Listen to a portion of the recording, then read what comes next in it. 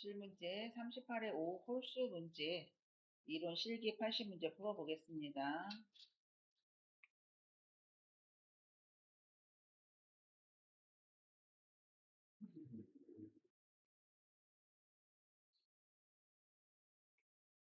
이론 35문제 1번 노년기를 건강하게 보내는 방법으로 옳은 것은 1. 야외 활동을 제한한다. 2. 가공식품 위주로 식사한다. 3. 만성질환의 유무를 정기적으로 확인한다. 4. 기억력 유지를 위해 단조로운 생활을 한다. 5. 매일 2시간 이상 고강도 근력 운동을 한다. 정답은 3번이죠. 3번 만성질환의 유무를 정기적으로 확인한다. 건강한 노년 생활을 위해서는 질병을 예방하고 또 조기에 발견하는 게 매우 중요하죠. 특히나 고혈압, 당뇨, 심혈관 질환 등 만성 질환을 정기적으로 점검을 하게 되면 건강이 악화되는 것, 또 합병증을 예방할 수가 있겠죠. 2번 노년기의 특성으로 옳은 것은 1. 외향성 감소, 2. 의존성 감소, 3. 조심성 감소, 4. 가족 내 역할 증가, 5. 사회적 관계망 확대.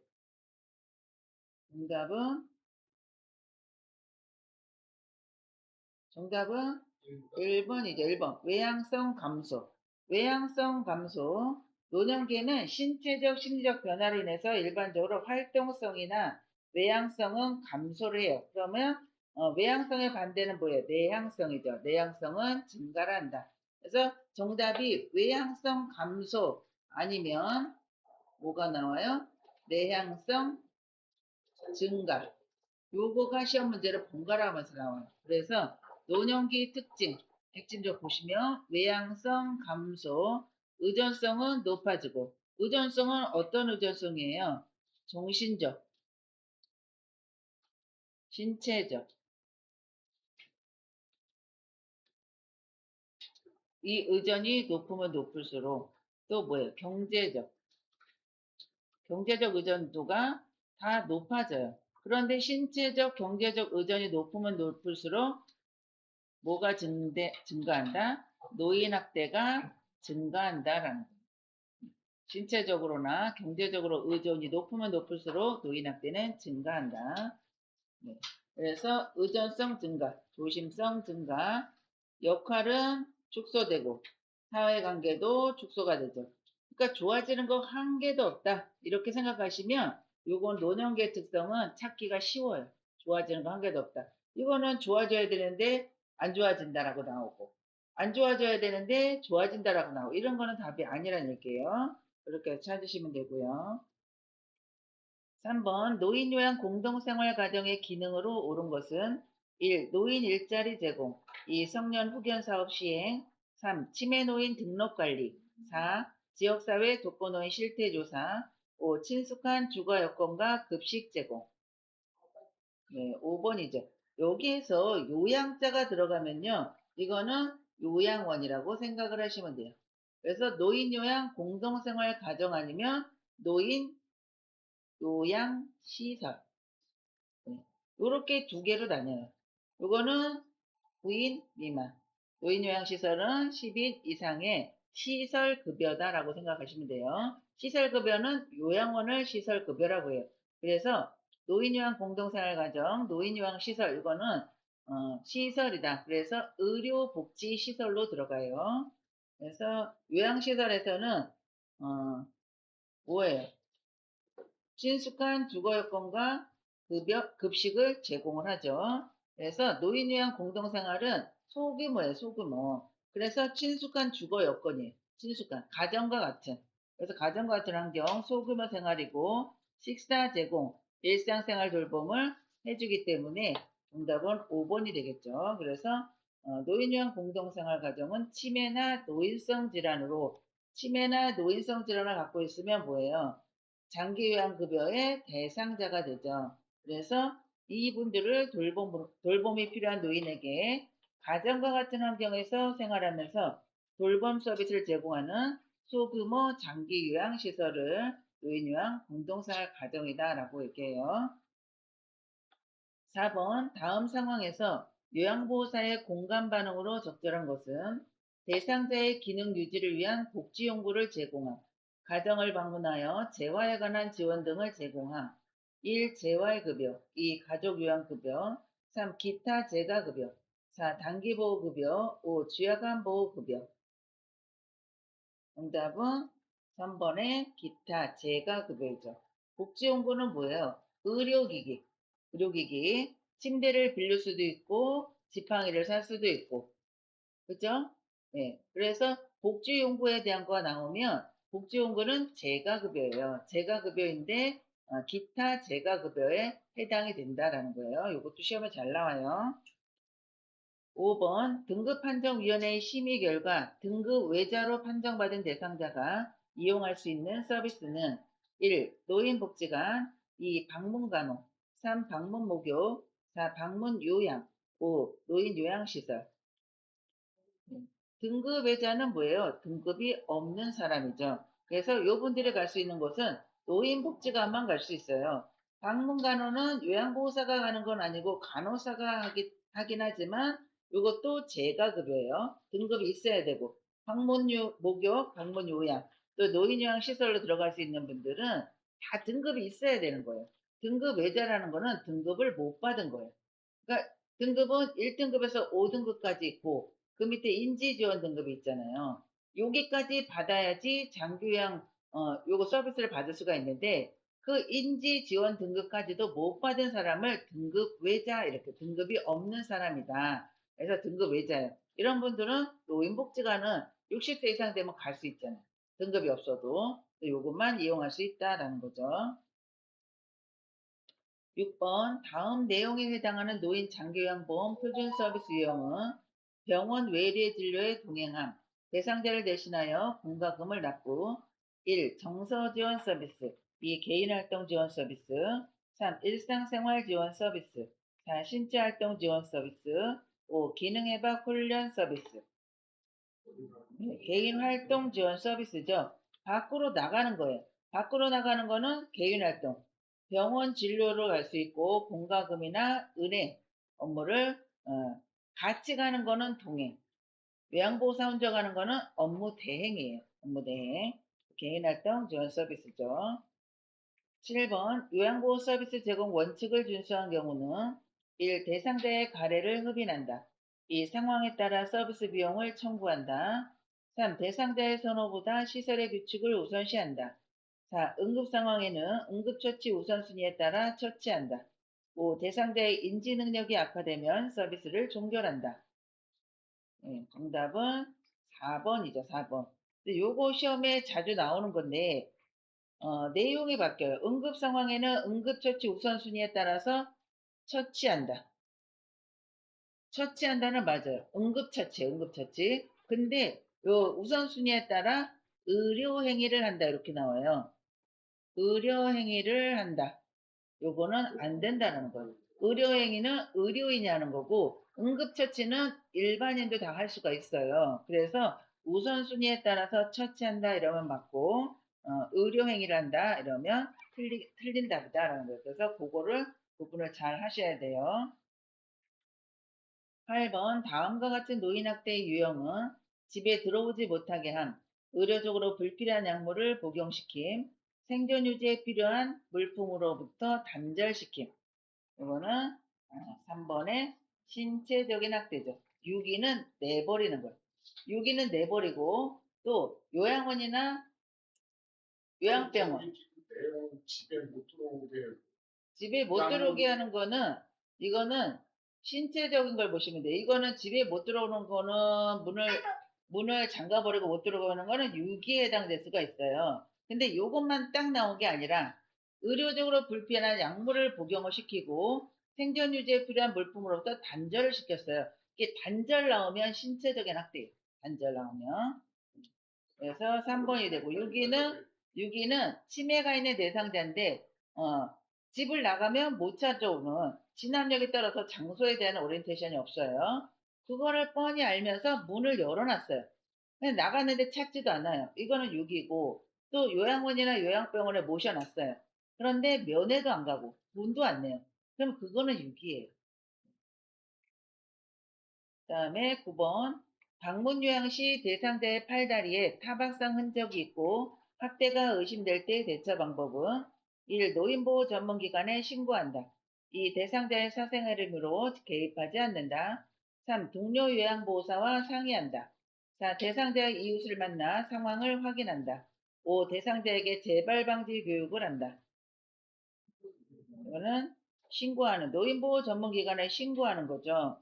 근데 여기에 내가 학대를 본 건 아니지만 학대가 의심이 돼요. 그러니까 학대하는 걸 보든 아니면 내가 돌보는 제가 대상자가 어제는 없었던 상처가 있다. 타박상이 있다. 그런데 이거는 분이 넘어져서 타박상이 날 수도 있는 그런 위치가 아니라 아닌 위치에 타박상이 있다. 그러면 이거는 학대가 의심이 되잖아요. 그러니까 학대를 봤을 때만 하는 게 아니라 학대가 의심이 될 때도 노인보호 전문기관에 신고를 해요. 근데 이거는 요양보호사의 역할 중에서 무슨 역할이에요? 신고해 준 거. 전달자는 기관장한테 보고하는 게 전달자고 편을 들어주는 거. 이거는 편을 주는 거. 편을 들어주는 거는 옹호자의 역할이다. 요양보호사 역할 중에서 옹호자의 역할에 해당이 돼요. 10번 산업재해보상보험법에 따른 근로자 보호의 내용으로 옳은 것은 1. 보험급여는 채권자에게 양도할 수 있다. 2. 보험급여를 받을 경우는 받을 권리는 1년간 유효하다. 3. 산업재해를 당했다는 이유로 해고할 수 없다. 4. 보험급여는 조세로 적용되어 세금을 부과한다. 5. 사업장이 폐업된 경우는 장애급여를 받지 못한다. 정답은 3번이죠. 산재라 그러죠. 산재를 당했다는 이유로 해고할 수 없어요. 보험급여는 채권자에게 양도할 수 없어요. 보험급여를 받을 권리는 몇 년이에요? 요거 뭐예요, 요거? 산이죠, 산. 산을 그릴 때 어찌 그려요? 요렇게 그리잖아요, 요렇게. 요거를 옆으로 돌리면 무슨 자예요? 3자죠? 3에서 5년이에요. 3에서 5년. 1년이 아니고 3에서 5년이에요.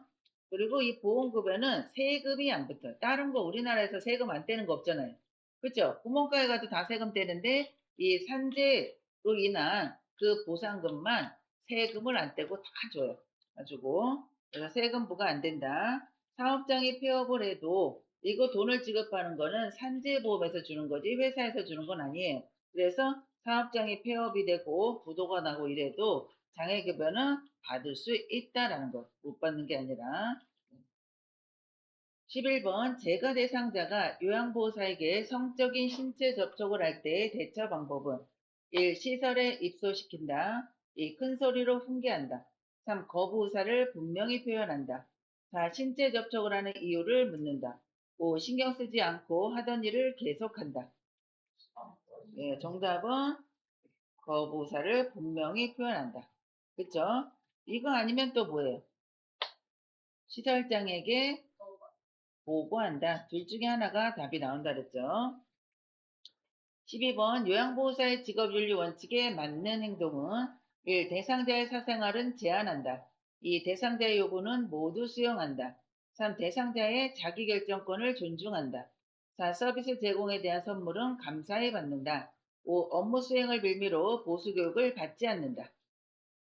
정답은 3번이죠. 대상자의 자기결정권을 존중을 해요. 요양보호사의 핵심 직업 윤리는 대상자의 존엄성, 권리, 자기결정권 존중이에요. 그래서 대상자는 자신의 삶과 돌봄 방식에 대해 선택을 할 권리가 있고 요양보호사는 이를 존중을 해야 합니다. 3번에 대상자의 자기결정권을 존중하다 답이죠. 4번에 서비스 제공에 대한 선물은 감사히 받나요? 이것도 시험 문제 나오죠. 마음만 받겠습니다. 이렇게 나오는 게 정답이에요. 또 보수교육을 받지 않는 거는 이거는 2년에 한 번씩 짝수년도에 태어난 분은 짝수년도에 홀수년도에 태어난 분은 홀수년도에 보수교육을 받아야 돼요. 네, 무조건 받는 건 아니고 실제 현장에서 일을 하는 사람에 한해서 보수교육을 받게 돼 있어요. 그래서 이 보수교육이 이게 새롭게 나온 거가 요양보호사 역할 중에 보수교육은 무슨 역할이에요? 숙련된 수발자의 역할이다. 네, 숙련된 수발자는 지식, 기술 이런 용어가 나오면 숙련된 수발자의 역할이라고 했어요. 근데 여기에 하나가 더 포함된 게 보수교육도 숙련된 수발자의 역할에 해당이 된다라는 거예요. 그래서 보수교육을 꼭 받아야 돼요. 13번 다음 상황에서 요양보호사의 대처 방법은 대상자가 짜증을 내며 매번 머리를 남자처럼 잘라놓아서 오늘은 절대 자르지 않을 거야. 이때 요양보호사가 어떻게 답을 해야 되냐라는 거죠. 1. 딸에게 와서 자르라고 할까요? 2. 제가 볼 때는 짧은 머리도 잘 어울리던데요. 3. 그러면 좋아하는 머리핀으로 정리해 드릴까요? 4. 오늘은 미용자원봉사자는 잘하는 사람이에요. 5. 시설에서 생활하려면 머리를 짧게 자르셔야 해요. 정답은 3번이죠. 다 나머지는 다 자르라는 얘기예요. 그쵸? 이분은 어때요?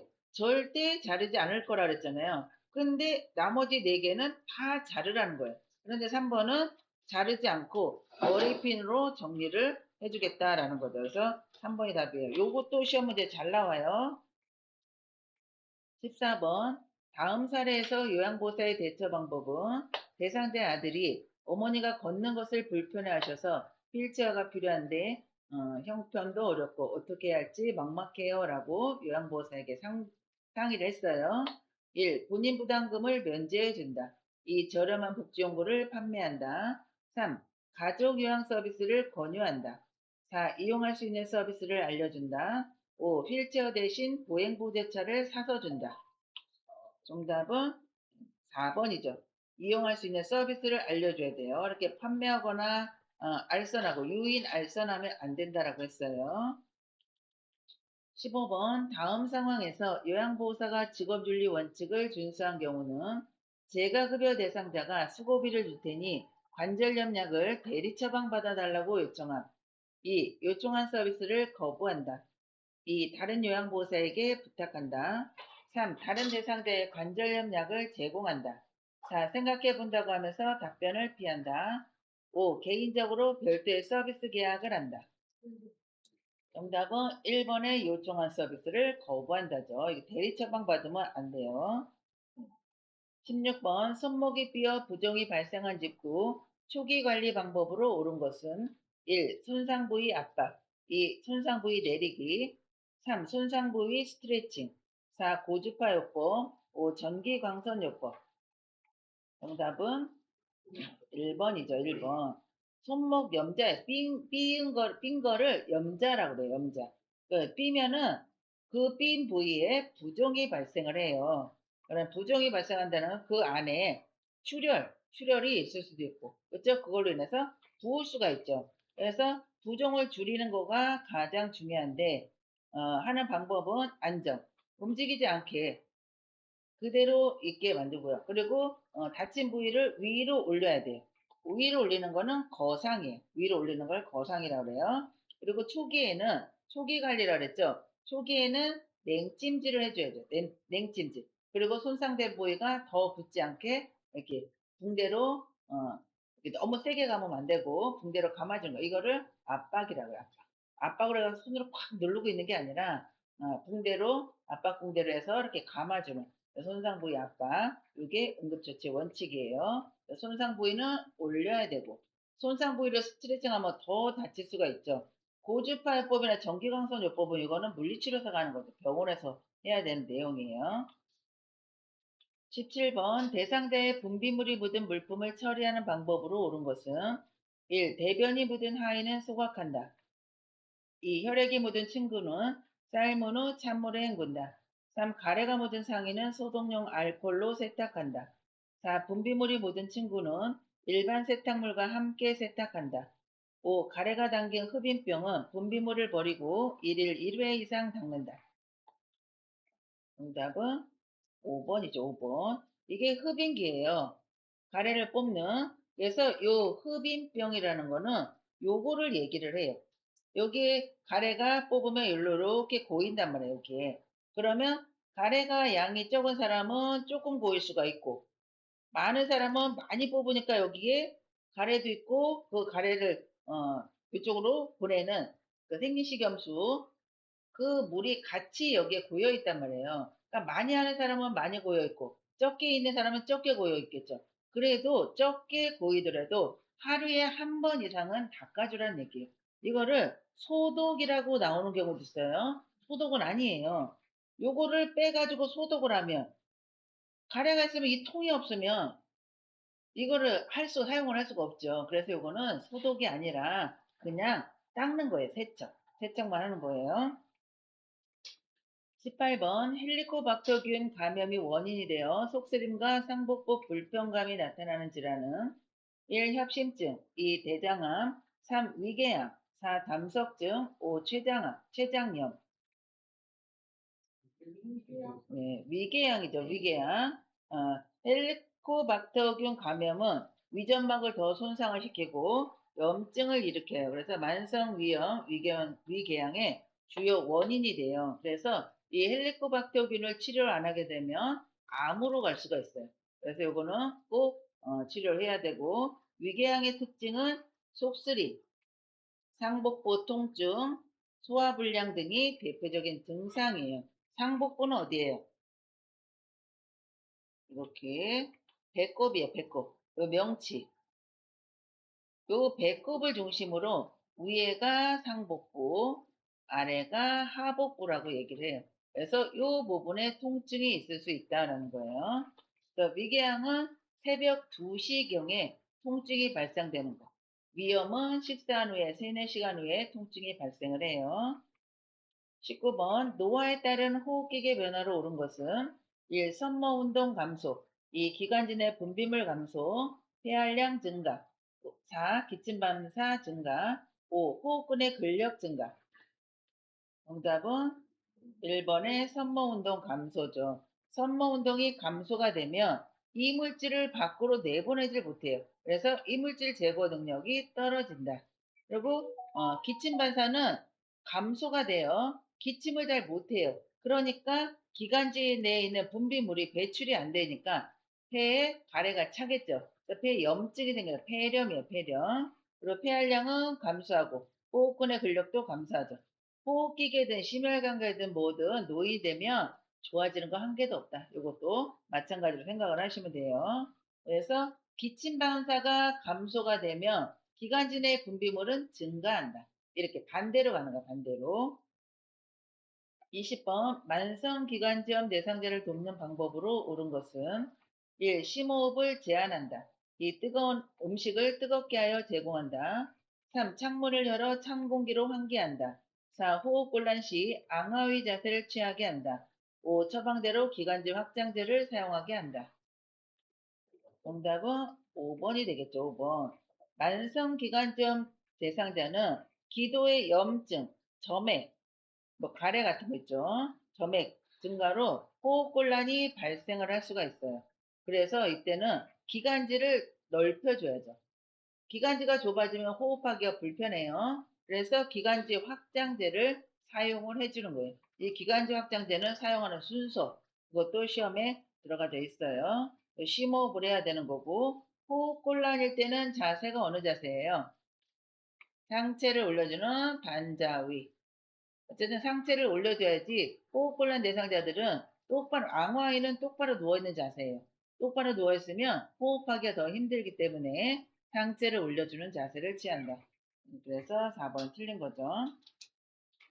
21번 관상동맥이 좁아져 심장에 산소 공급이 충분하지 못할 때 나타나는 특징적인 증상은 1. 두통, 2. 흉통, 3. 요통, 4. 신경통, 5. 하복부 통증.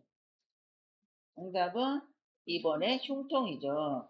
관상동맥이 좁아지면 심장 근육의 산소 공급이 부족해져요. 이때 나타난 증상이 요게 협심증이에요. 협심증. 이때는 가슴에 통증이 발생을 해요. 이 협심증일 때 그래서 통증을 완화시키는 약이 뭐예요? 니트로글리세린. 그래서 투약 쪽에서 나오잖아요. 니트로글리세린. 협심증일 때 통증이 있으면 혀 밑에다 놓는 쌀알 같은 쌀알 반알 만한가? 그런 정도의 약을 혀 밑에다 넣어요. 그러면 그게 뭐 이렇게 물로 다 삼키는 게 아니라 혀 밑에 놓으면 이게 녹아서 스며들면서 통증을 완화시켜 주는 약이에요. 그래서 이 약은 이렇게 차광된 보틀에다가 담겨져 있어요. 갈색 통에 담겨져 있는 약이 니트로글리세린이에요. 흉통을 완화시키는. 또 관상동댕은 심장이잖아요. 심장. 심장은 가슴에 있으니까 답은 흉통이 되겠죠.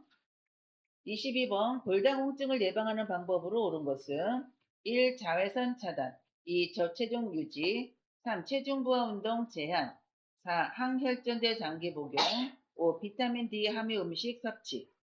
골다공증은 어디에 나타나요? 뼈에 나타나는 거죠. 그래서 비타민 D 함유 음식을 섭취한다.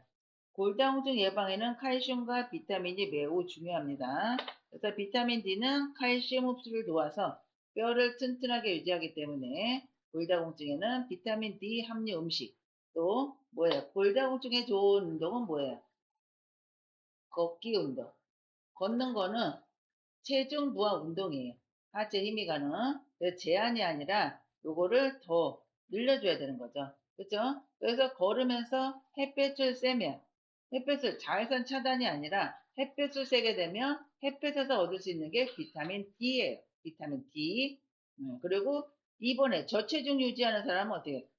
정상 체중도 아니고 저체중을 유지한다는 거는 살을 확 빼는 거잖아요. 그쵸?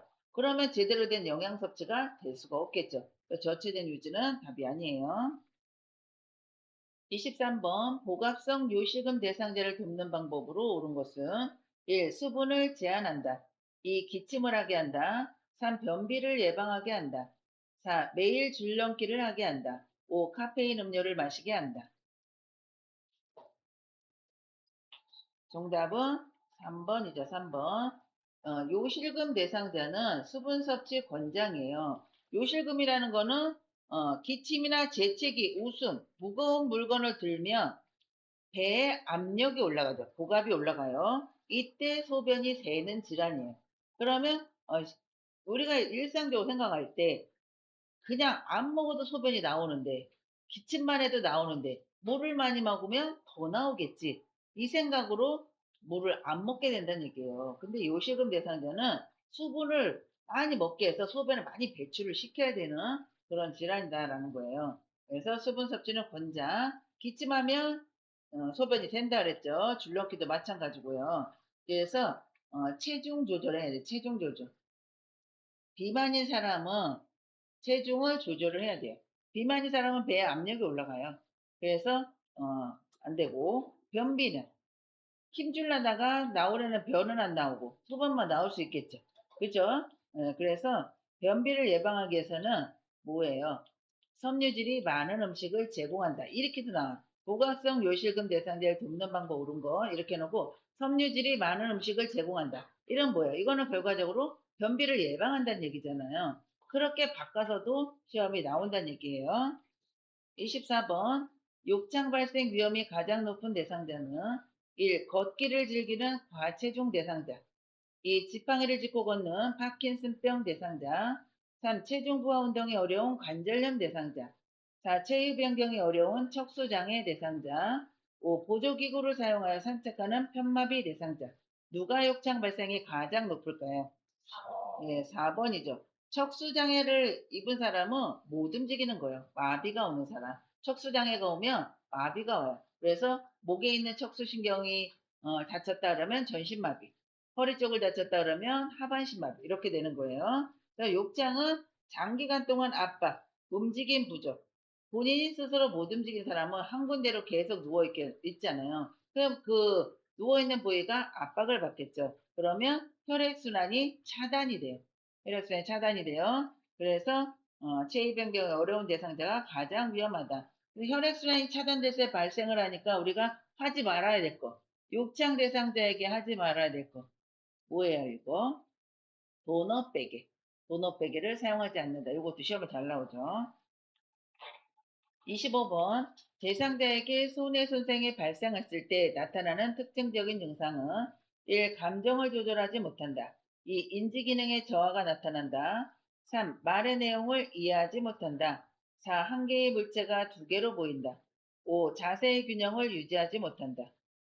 정답은 5번이죠. 손해는 균형을 담당하는 부위가 손해예요. 근데 한 개의 물체가 두 개로 보인다 이거는 뇌졸중의 증상 이렇게 시험 문제 나올 때 한 개의 물체가 두 개로 보인다 이렇게 나올 수 있어요. 근데 여기서는 손해라고 나왔기 때문에 균형에 대한 답을 찾으셔야 되는 거죠.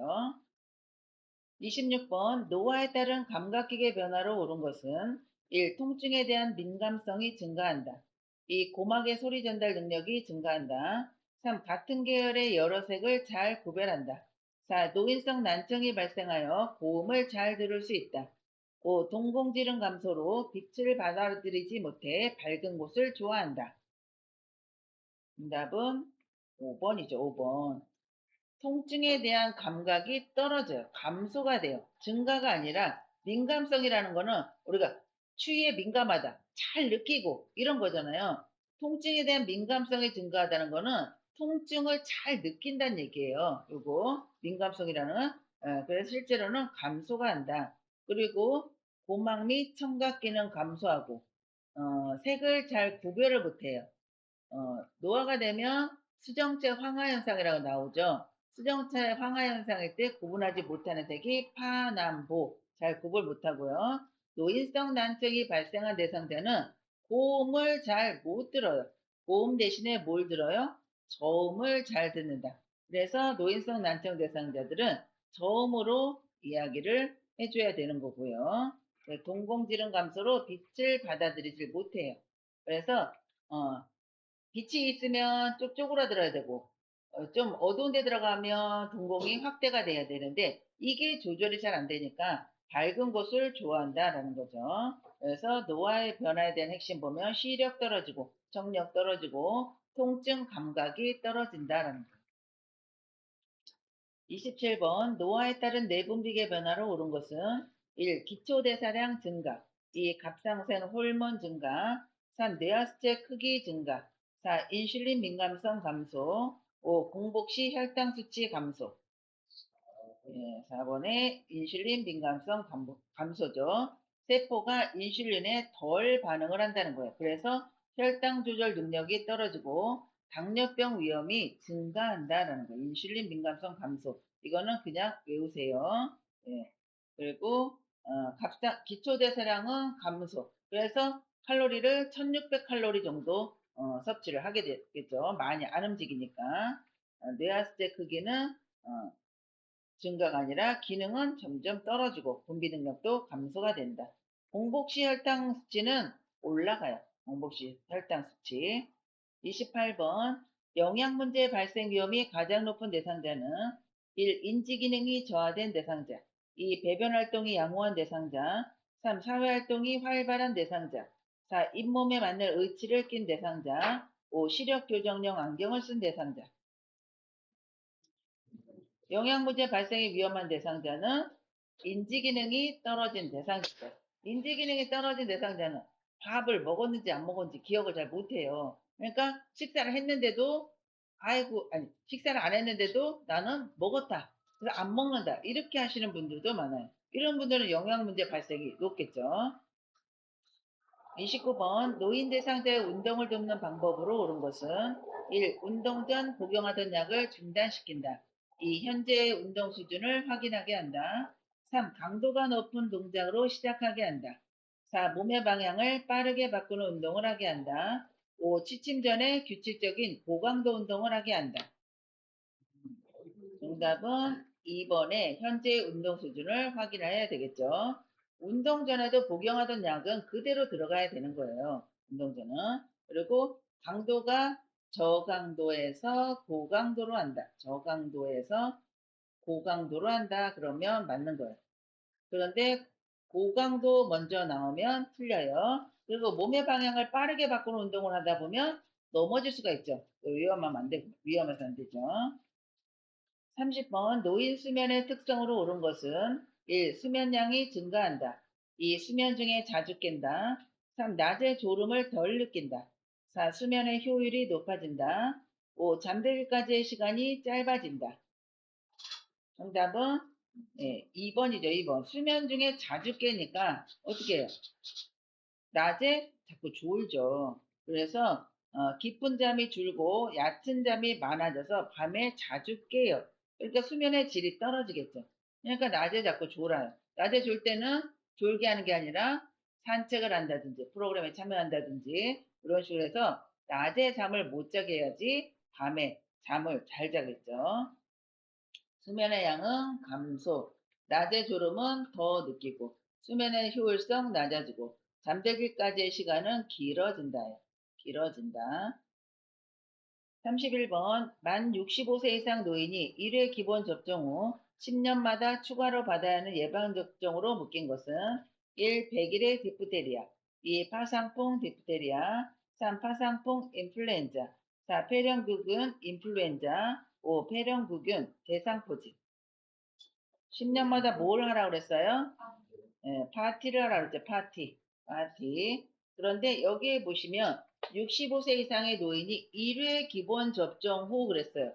이거는 디프테리아, 백일의, 파상풍.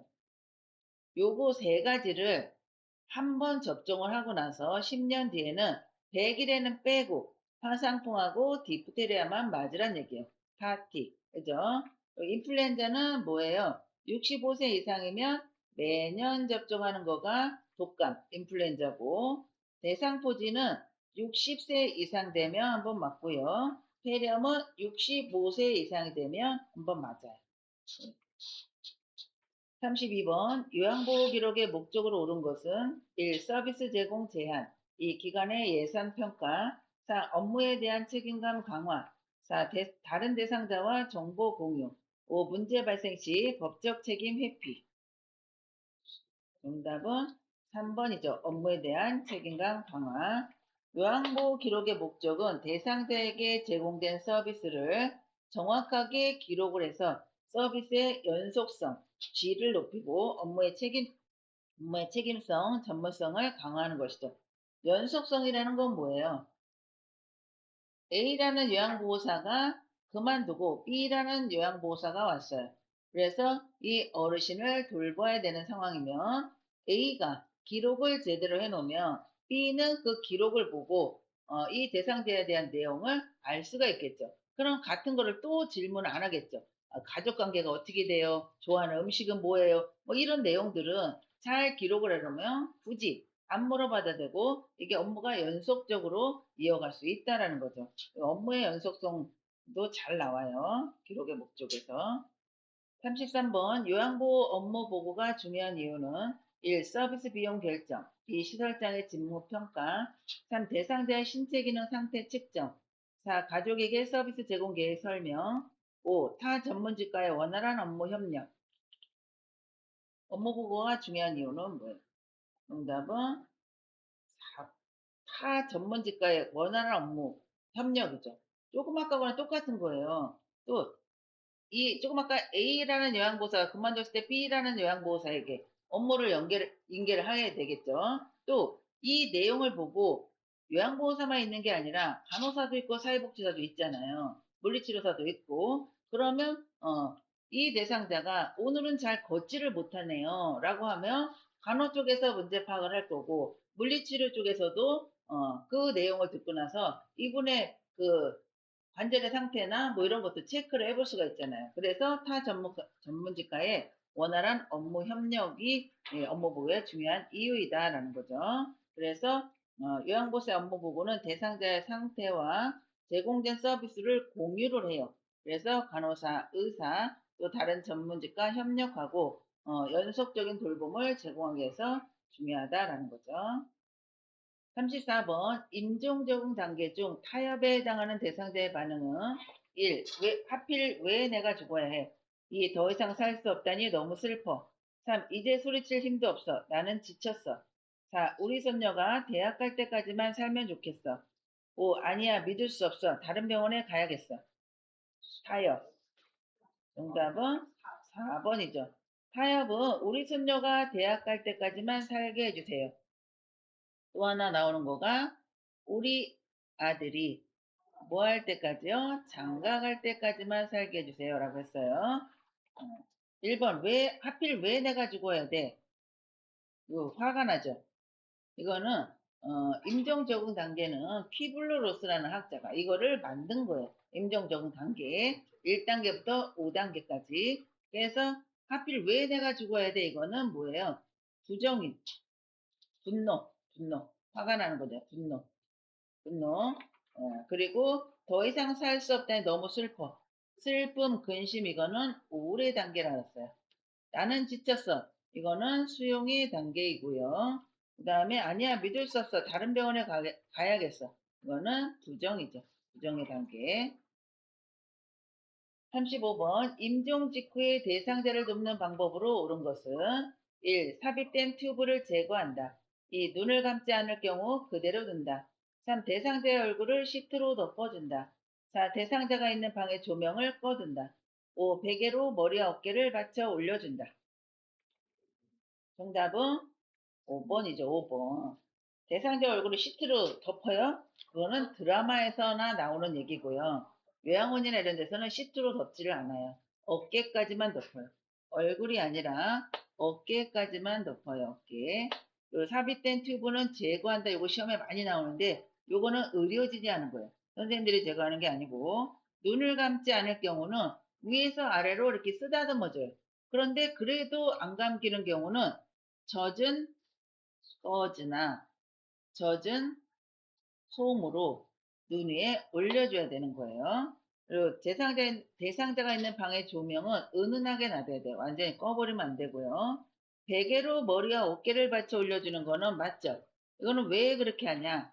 베개로 어깨와 머리를 올려주면 얼굴로 가는 혈액이 밑으로 내려가죠. 그래서 얼굴색이 변하는 거를 막을 수가 있어요. 얼굴이 시퍼러둥둥하면 되겠어요? 안 되겠어요? 얼굴이 백지창처럼 하얘져요. 이렇게 상체를 이렇게 머리를 올려주면. 그리고 베개로 머리하고 어깨까지 해줘야지 입이 벌어지는 거를 막을 수가 있다는 얘기예요. 그냥 누워있으면 이렇게 뒤로 젖혀지면 턱이 위로 올라가죠. 그러면 입이 벌어져요. 심폐소생술 할 때 턱을 이렇게 올려주면 입이 벌어져요. 그래서 인공호흡을 하기가 쉬워요. 입이 벌어져서. 예, 그래서 입이 한번 벌어져가지고 그냥 굳어버리면 사후 강직이 와버리면 입은 안 닫아져요. 그냥 벌어진 채로 있어야 돼요. 예, 그래서 베개로 머리 어깨를 받쳐주는 이유는 얼굴색이 변하는 것을 막고 입이 벌어지는 것을 막기 위해서 하는 거다. 이거를 꼭 기억을 하셔야 돼요. 네, 여기까지 35번까지 이런 문제였고요. 다음 시간에는 실기 45문제 풀어볼게요.